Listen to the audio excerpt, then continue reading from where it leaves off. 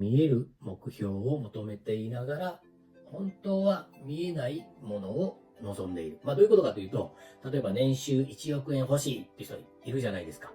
じゃあ1億円、1万円札がね、ボンと、1億円ボンと束であったら嬉しいですか？それは一瞬は嬉しいですけど、それ使わなかったら意味ないですよね。で、その1億円で、例えば大好きな車を買った。それも嬉しいですけれども、で、その気持ち、やった嬉しいっていう、まずその感情を味わう。で、もっといいのは、その隣にパートナーなり、大好きな彼女を乗せて、彼女、奥さんが喜んでいる笑顔を見たい。その笑顔を見るのが僕は好きだ。結局はそういう内面を求めるために見える目標を立てている。